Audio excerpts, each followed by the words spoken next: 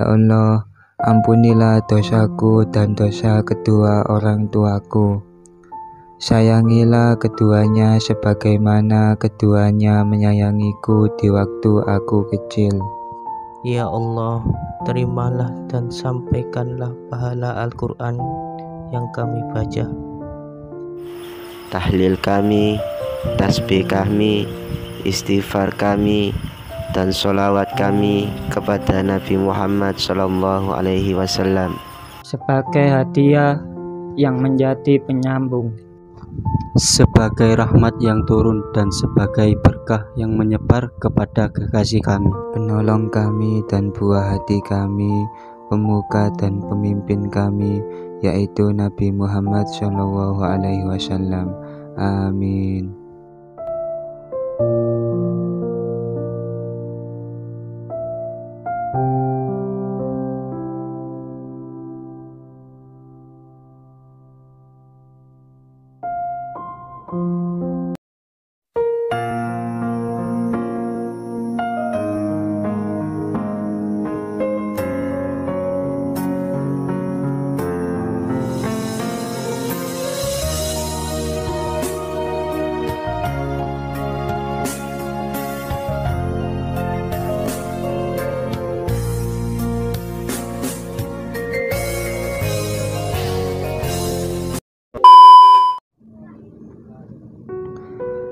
Di antara hamba-hamba Allah yang ada di dunia ini, terdapat beberapa hamba yang Allah anugerahkan kepadanya suatu keistimewaan berupa karomah.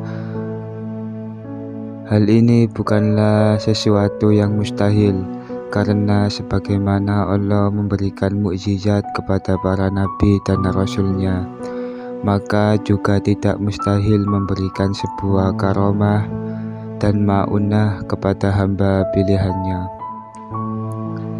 Hamba pilihan yang mendapatkan kemuliaan dari Allah inilah yang sering disebut dengan istilah wali Allah atau wali Allah. Mereka memiliki tugas yang berbeda antara satu wali dengan wali-wali yang lain, dan tidak akan pernah merasakan rasa takut dan rasa khawatir pada siapapun kecuali kepadanya. Berkaitan dengan hal ini, Allah Subhanahu wa Ta'ala berfirman dalam Al-Quran, "Ingatlah, wali-wali Allah itu tidak ada rasa takut pada mereka dan mereka tidak bersedih hati." Quran Surah Yunus. Syekh Abdul Qasim Ahmad bin Husain Ibni Qasi Al-Andalusi dalam kitabnya mengutip pendapat Imam Ibnu Arabi yang mengatakan bahwa para ulama berbeda pendapat bahwa para wali itu ada sangat banyak dan bermacam-macam. Dalam kitabnya disebutkan wali-wali Allah terbagi menjadi beberapa bagian, di antaranya yang nomor 1, wali kutub, yaitu pemimpin para wali yang hanya ada satu dalam setiap masa. Nomor 2, wali a'immah, yaitu pembantu wali kutub dan menggantikan kedudukannya jika sudah meninggal. Nomor 3, wali autad, yaitu kekasih Allah yang berjumlah 4 orang dan berada di 4 penjuru mata angina dengan pusat di Ka'bah. Nomor 4, wali abdal, yaitu kekasih Allah yang berjumlah 7 orang. Jika salah satunya meninggal, maka akan digantikan yang lain. Nomor 5, wali nukabah, yaitu wali penjaga hukum syariat.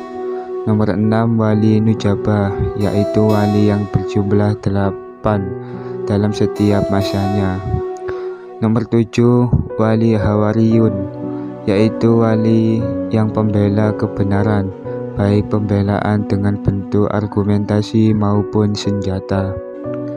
Nomor 8, wali rajabiyun, yaitu wali yang karomahnya tampak di setiap bulan Rajab. Dan yang nomor 9, wali khatam, yaitu wali yang menguasai dan mengurus wilayah kekuasaan umat Islam. Selain 9 status wali seorang hamba, masih banyak lagi wali-wali Allah yang tidak menampakkan dirinya. Bahkan keberadaan para wali sama halnya dengan banyaknya para nabi yang tidak diketahui jumlahnya. Berkaitan dengan hal ini, Syekh Hasan Al-Adwa Al-Hamjawi dalam kitabnya mengatakan, "Wa'alam anna haula ahwalal awliya radhiyallahu anhum wa adadahum wa maradiyahum kal anbiya ila yuhshiha wa la ya'lamuha illallah." Yang artinya, ketahuilah bahwa sungguh keberadaan wali-wali Allah, jumlah dan derajatnya seperti para nabi, yaitu tidak terhitung dan tidak ada yang tahu kecuali Allah. Kendati demikian, keberadaan para wali Allah di muka bumi dengan derajat yang berbeda-beda, banyak yang tidak diketahui oleh manusia. Karena mereka cenderung mastur atau tidak menampakkan status kewaliannya. Lantas apa hikmah dibalik tidak ditampakkannya status kewalian? Simak penjelasan ini ya. Hikmah tidak ditampakkan wali Allah. Imam Jainuddin Muhammad Abdul Rauf Al-Manawi dalam kitabnya mengutip pendapat beberapa ulama yang menjelaskan perihal hikmah dirahasiakannya status kewalian seseorang. Dalam kitabnya disebutkan, telah berkata Syekh Ahmad, Allah Subhanahu wa Ta'ala merahasiakan walinya dari hadapan manusia agar mereka memuliakan satu sama lain. Dari penjelasan di atas dapat dipahami bahwa dirahasiakannya para wali dengan tujuan agar tidak ada yang dimuliakan di satu sisi, sementara di sisi yang lain ada yang direndahkan. Oleh karena itu, Allah menutup status wali seseorang dari manusia agar mereka berhati-hati dan memuliakan semuanya tanpa pilih-pilih. Sementara itu, menurut Syekh Muhyiddin Ibnu Arabi yang dikutip oleh Syekh Abdul Hafidh bin Ali Al-Maliki Al-Ash'ari, hikmah dirahasiakannya para wali adalah agar orang-orang mengetahui status kewalian mereka tidak meremehkannya.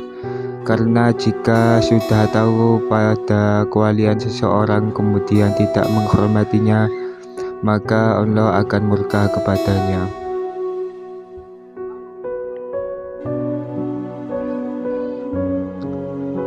Dan Allah tidak menjadikan mereka kecuali tertutup dari mayoritas makhluknya.